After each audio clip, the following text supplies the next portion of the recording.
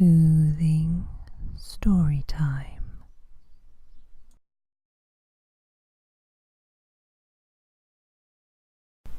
The Boar Pig.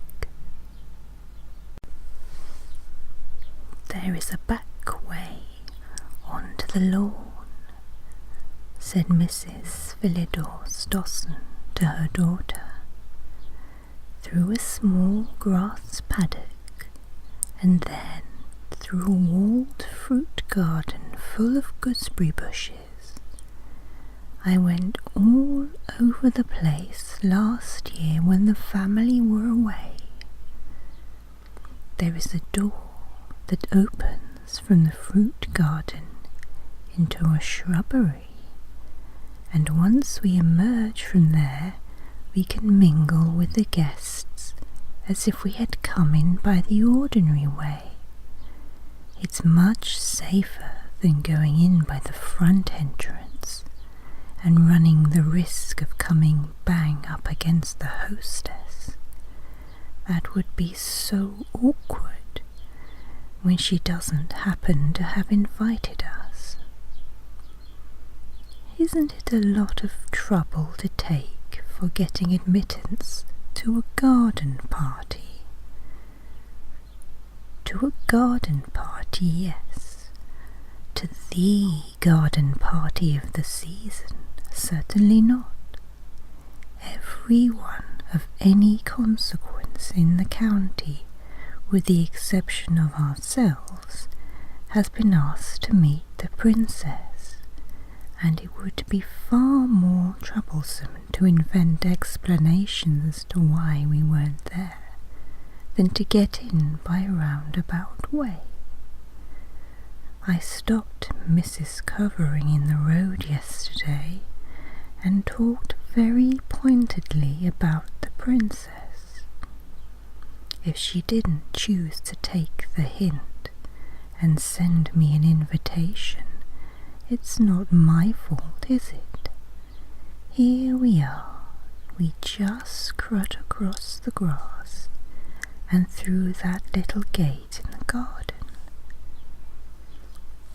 Mrs. Stossen and her daughter, suitably arrayed for a country garden party function, with an infusion of Almanac de Gotha, sailed through the narrow grass paddock and the ensuing gooseberry garden with the air of state barges making an unofficial progress along a rural trout stream.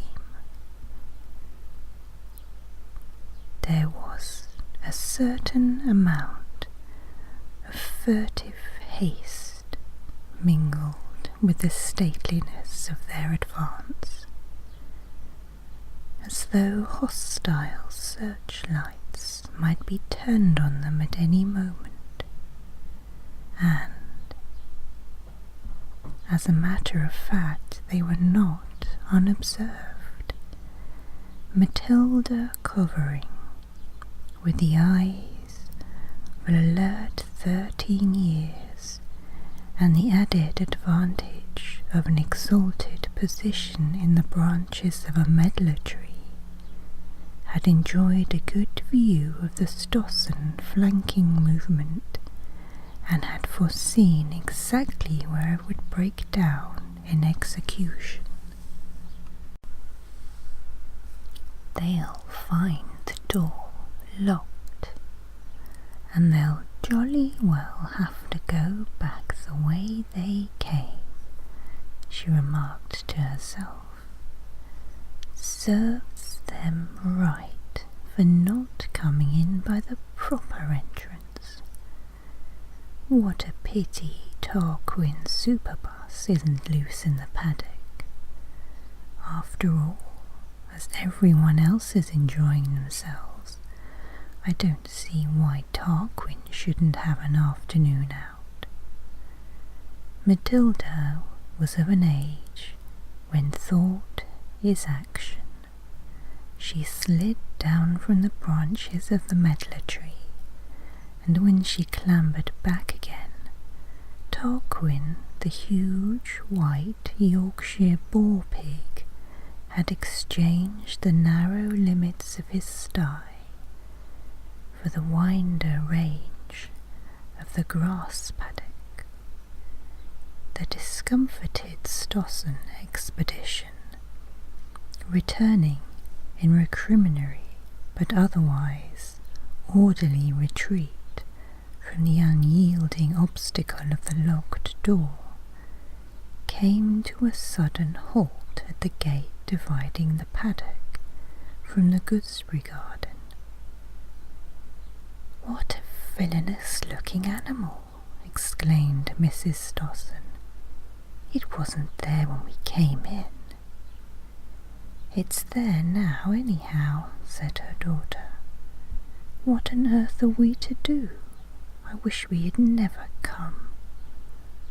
The boar pig had drawn nearer to the gate for a closer inspection of the human intruders, and stood champing his jaws and blinking his small red eyes in a manner that was doubtless intended to be disconcerting, and as far as the Stossens were concerned, thoroughly achieved that result. "Shoo, hiss, hiss, shoo," cried the ladies in chorus. "If they think they're going to drive him away by reciting lists of the kings of Israel and Judah, they're laying themselves out for disappointment," observed Matilda from her seat in the medlar tree. As she made the observation aloud, Mrs. Stossen became for the first time aware of her presence. A moment or two earlier, she would have been anything but pleased at the discovery that the garden was not as deserted as it looked. But now she hailed the fact of the child's presence on the scene with absolute relief. "Little girl, can you find someone to drive away?" she began hopefully. "Comment? Comprends pas?" was the response. "Oh, are you French? Êtes-vous française?" "Pas du tout. Suis anglais." "Then why not talk English? I want to know if... Permettez-moi expliquer. You see, I'm rather under a cloud," said Matilda. "I'm staying with my aunt, and I was told I must behave particularly well today, as lots of people were coming for a garden party, and I was told to imitate Claude. That's my young cousin, who never does anything wrong except by accident, and then is always apologetic about it. It seems they thought I ate too much raspberry trifle at lunch, and they say Claude never eats too much raspberry trifle. Well, Claude always goes to sleep for half an hour after lunch because he's told to, and I waited till he was asleep and tied his hands and started forcibly feeding with the whole bucket full of raspberry trifle that they were keeping for the garden party. Lots of it went onto his sailor suit, and some of it onto the bed, but a good deal went down Claude's throat, and they can't say again that he has never been known to eat too much raspberry trifle. That is why I am not allowed to go to the garden party, and as an additional punishment I must speak French all the afternoon. I've had to tell you all this in English, as there were words like forcible feeding that I didn't know the French for. Of course I could have invented them, but if I said nourriture obligatoire, you wouldn't have had the least idea what I was talking about. Mais maintenant nous parlons français. Oh, very well, très bien, said Mrs. Dawson reluctantly. In moments of flurry, such French as she knew was not under very good control.